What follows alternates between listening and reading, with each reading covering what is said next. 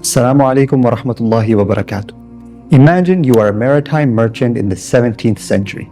You sail from port to port, trading goods and earning handsome profits.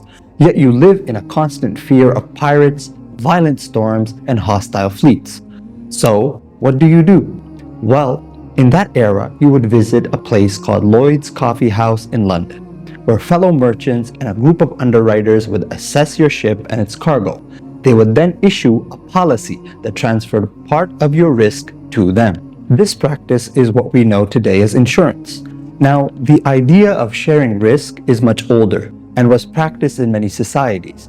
In the Muslim world, we find a Sharia-compliant counterpart called Takaful. The objective is the same, but the mechanism is different.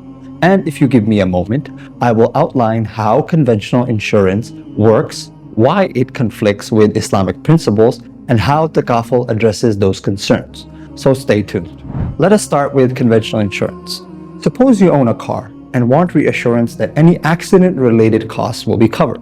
You approach an insurance company, a broker inspects the car and reviews your finances, after which you both sign a contract of insurance called a policy. From that point on, you pay premiums, which are monthly installments collected into a common pool. Now, God forbid, if an accident occurs, the insurer pays for the repairs from that pool. So what happens to those premiums that you pay? Well, instead of just keeping them idle, the insurance company usually invests them in assets such as bonds and other securities. This generates income that funds future claims and rewards investors. Sounds pretty good up to this point, right? So, what's the issue? Well, let's say your policy expires and you never make a claim. Now, instead of you getting the money back, the insurer keeps the entirety of the money and you receive nothing. This is what is called Maysir, an element of gambling, since you are paying for a possibility that will never materialize. Apart from that, there is an element of Riba or interest when it comes to the pricing of the premiums. The insurer looks at the trends and what the interest will look like over the life of the policy. That plus the cost is what you pay.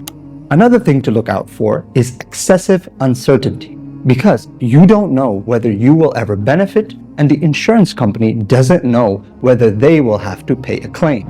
Because these elements are prohibited, we look to Takaful as an alternative. So how does Takaful work? The purpose and concept of Takaful is identical: to assist members of a community in times of need. So how is it different from conventional insurance? In Takaful, policyholders contribute their money as a donation, a shared pool that is owned collectively by all the participants. This pool is operated by the manager of the fund and gets invested solely in Sharia-compliant instruments. This protects it from Riba. Gharar is minimized because when the policy term ends without a claim, the remaining funds are not kept by the company. Rather, they are distributed among the participants or retained for future claims. As for the gambling element, participants cooperate to cover one another's losses, and the operator earns only a clearly stated fee or pre-agreed profit that isn't dependent on the occurrence of claims. Now let's talk about the various models that are used. There are four principal Takaful models in use today.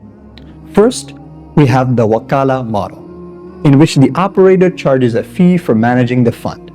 Second is the Mudarabah model, where the operator and the participants share any investment profit according to a pre-agreed ratio. Thirdly is the hybrid Wakalah Mudarabah model.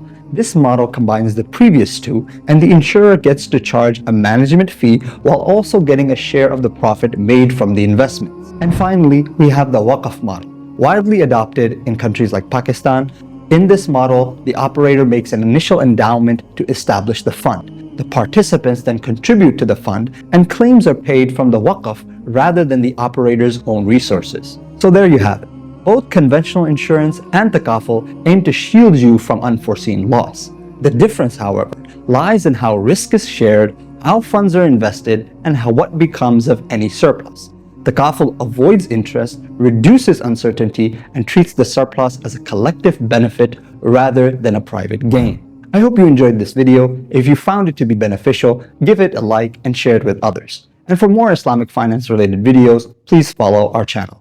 Until next time, Assalamu alaikum wa rahmatullah.